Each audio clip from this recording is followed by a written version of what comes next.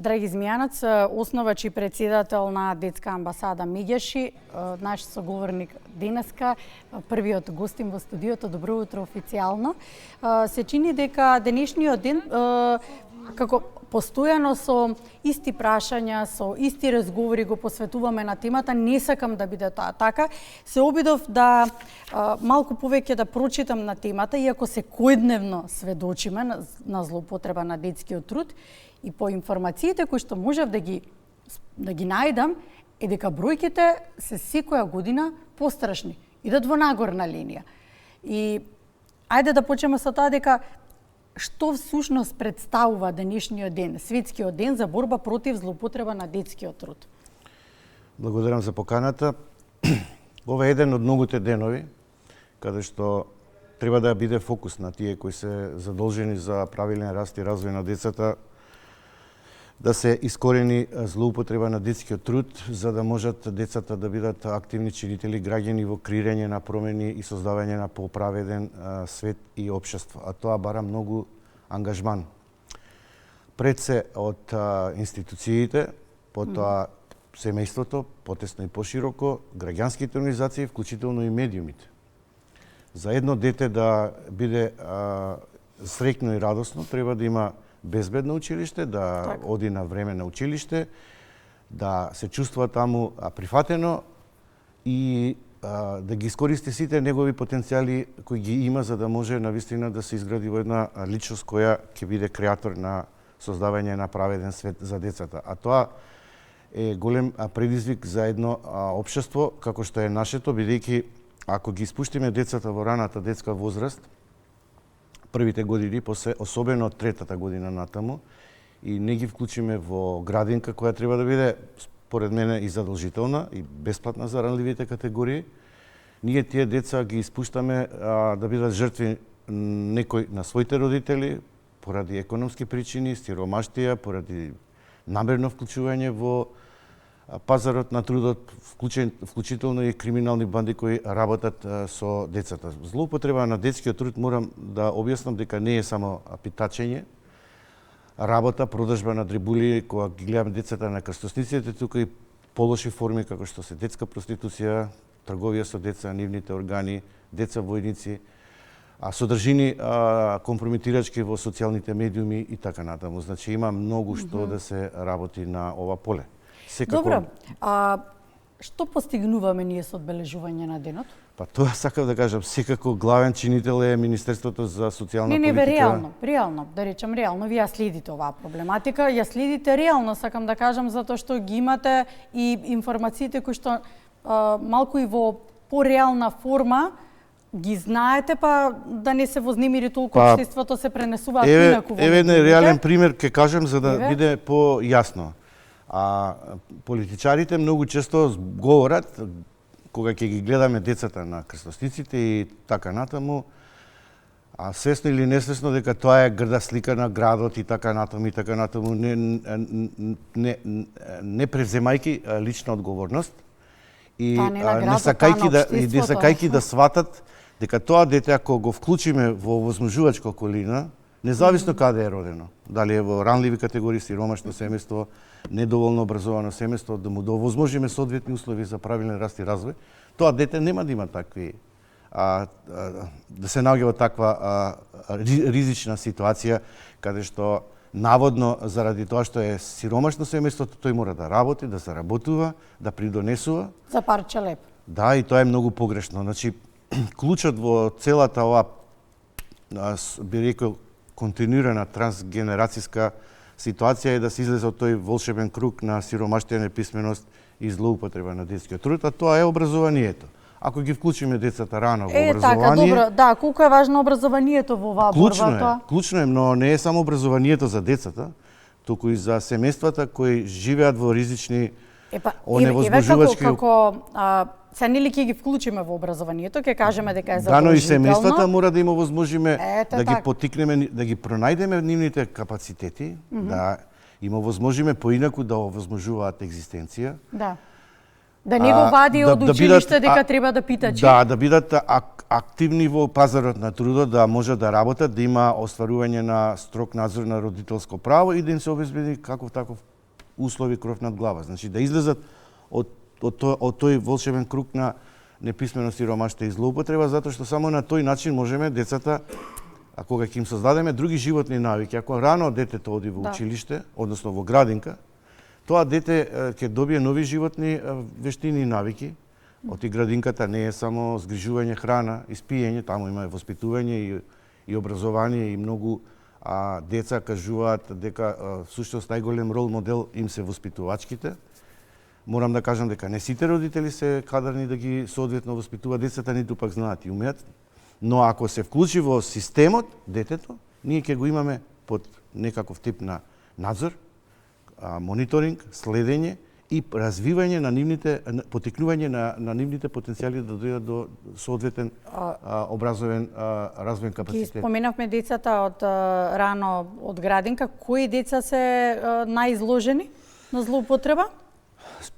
Пред се ранливите сиромашни деца, јас тука не би ги категоризирал по етничка структура, туку по однос на економски статус. Да речем и по години и по возраст. Па рано регрутирање на деца ги гледате на крстосниците, значи од 3-4 па нагоре. Дори има и бебиња кои ги гледате со родителите како питачат на температура од 40 или на минус 10 и 20.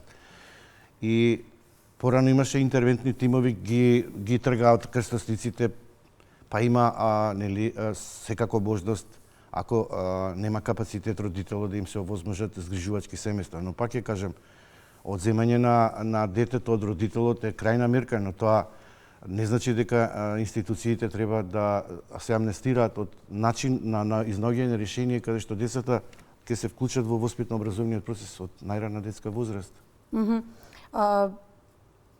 Последиците од злоупотреба на детскиот труд физички можеме да ги забележиме. А што е она што се случува со менталното, со психичкото здравје? Па со самото тоа што се изложени на таков тип на, би рекол, принудна работа, тука дури има и сезонски работници, посебно, иако децата кои одат и на училиште ги принудуваат кога е сезонска работа да работат. Има работа тука и за просветните и трудовите инспектори. Тие деца добиваат принудно други, под притисок, други навики и друг начин на живот. Едноставно, тие се принудени, немаат избор. А ако овозможи општеството да имаат поинаков развоен процес на градење на една личност во самите од Дуницев говорат дека првите 6 години се најважни на свет. Ама се чини дека само јас така го почнав разговорот. Дека само зборуваме, ама што е реално, каква е состојбата? Реално е кога ќе дојдат вакви денови да се сликат, еве земете 20 ноември, ќе дојде и ќе ги видиме нацртани сите политичари, сите меѓународни институции, сите институции. Кои институции се задолжени конкретно? Министерство за социјална политика, демографија и млади, Министерство за образование се клучни, тука секако има работа и Министерство за здравство, затоа што тие деца треба да имаат и здравствена заштита, ама добро целите семејства, да. Самите рековте менталното здравје. Добро, еве, каде можам јас да пријавам злоупотреба на детски труд? Во која институција? Освен телефоните, ги имаме и телефоните, еве ги, телефоните. Тоа сакав да кажам, примерот со децата со Центарот за деца на улица. Значи, има еден центар во Шуторизари, неколку пати го имаме посетено заедно со СИЕК и носиме символично некаква хуманитарна помош. Знам дека тоа не е решение и ние порано имавме дневен центар за деца, не ги нарекувавме на улица, дека деца кои се исклучени од образованието и свативме дека таа институционална подршка не е доволна, и дека нема доволно разбирање општеството за таков тип на работа со деца. И кога отидовме пред 10 дена таму, ни се пожалија дека неколку месеци немаат финанска подршка. Дека има друг дневен центар кој работи обезбеден финансиски, наводно, а овој центар во моментот е не привремено стопиран, привремено не поддржа, не знам до кога. А таму има дечиња кои веќе стекнале одредени животни навики, самите кажуваат кога тие деца нема да бидат таму се на улица. Ја би апелирал до Министерството за социјална политика, демографија и млади да ги подржи, секако и фондации, амбасади и така натаму.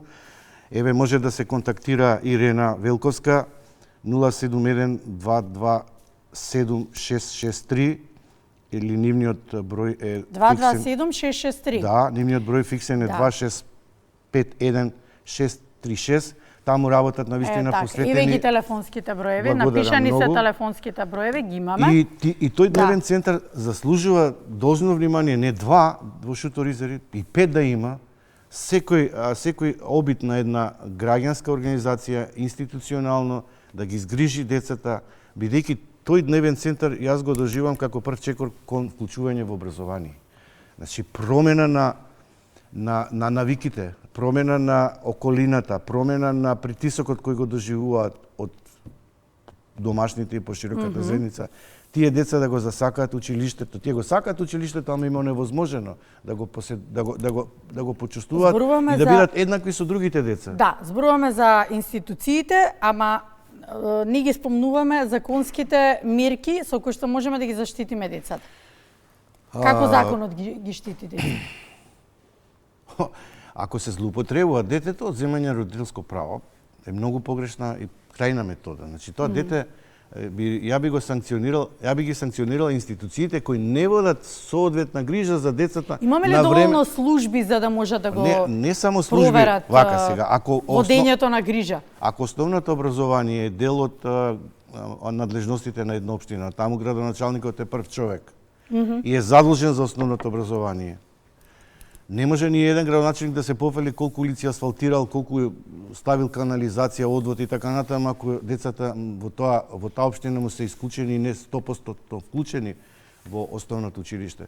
Но уште поголем проблем е што се чека листа на деца кои треба да бидат вклучени во градинка и при тоа предност имаат вработените, а не невработените. И сега замислете вие, невработено семејство не го вклучува децата во градинка и тоа дете каде ќе го гледаме? Ќе го гледаме, не го вклучуваат во дневен центар, не го вклучуваат во градинка, родителите немаат доволно средства за екзистенција и што се случува? Само ние ја поддржуваме сиромаштијата, неписменоста и злоупотребата на децата и нивниот труд.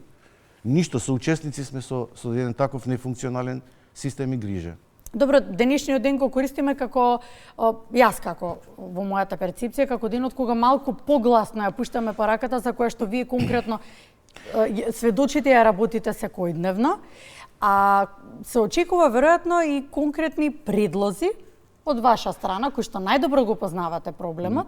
Многу добро ме водиш од тој дел каде што јас веќе размислувам како може да извршиме притисок над државата, која има ратификувано не само ИЛО конвенцијата 182 против спречување на нашите форми на детски труд и самата конвенција за правата на детето и факултативните протоколи. Имаме ние механизми, а тие е да коалицијата за правата, Македонската коалиција за правата на децата, каде што првата детска амбасада во Светот Мегеши ја координира на некој начин и доставува алтернативен извештај, така наречен извештај во сенка до Комитетот за правата на детето.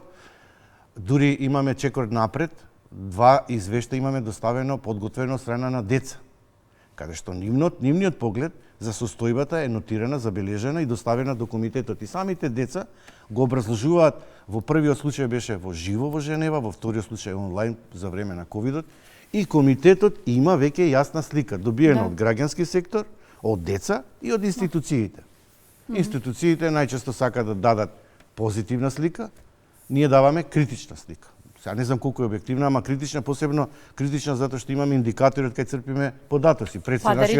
Само да ви докажам, нашиот Ало Бушавко е многу индикативен, тој работи 24/7, работи 32 години. Ни една институција нема 24/7 отворена линија како што е Ало Бушавко 39063207, кој треба да го хармонизираме наскоро со 111 и да биде вклучен во европската мрежа. Се надевам дека со АЕК ќе го направиме тоа наскоро. И тој нас ни служи не само како директна поддршка и помош на децата, каде што ние разговараме, ги насочуваме, слушаме, не даваме готови решени совети најчесто. И тие ни се нас индикатори како ние да го скроиме кон комитетот вистинските потреби, да оттаму ги адресираат кон државата со одредени препораки. Но она што загрижува, што и во претходниот и во последниот извештај нашите препораки се скоро слични, скоро исти, да не кажам идентични. Тоа значи нема подобрување. Нема подобрување. Ако нема подобрување, тоа значи државата на децата не им се фокус. Декларативно да во нивните изборни програми, но содржински и суштински не. И ако е така, а еве Дивниот центар за деца на улица е еден од индикаторите, како можеме ние да чекаме да се решаваат проблемите кога добрата волја на овој дневен центар не се почитува релевантно од институциите кои треба да го поддржат. Граѓаните помагаат колку можат, но таков тип на работа треба да биде поддржана институционално. Децата мора да бидат вклучени во институциите на системот за да се следи нивниот правилен раст и развој. Верувате дека ќе стигнеме до еден степен во општеството кога ќе нема да зборуваме веќе за овој проблем? Ќе ни се случи тоа да не забележуваме злоупотреба на детскиот труд? Може да се случи ако се превземе лична одговорност или ако некој се санкционира за некоректно, несоодветно постапување и работа со оваа категорија на деца. Значи тука има многу работа, има работа и Центар социјална работа, има работа и сручните служби, имаат работа и министерствата и секако родителите, но ќе кажам не можеме целиот товар да го ставиме на секако на грбот на родителите, затоа што и тие се некогаш ставени во ситуација на неизвестност и несигурност како да опстојат и како да преживеат. Драги Змијанас, благодарам за разговорот денеска. Благодарам, верувам дека денеска ве чека работа, активности. Посакам да имате убав ден. Благодарам за поканата.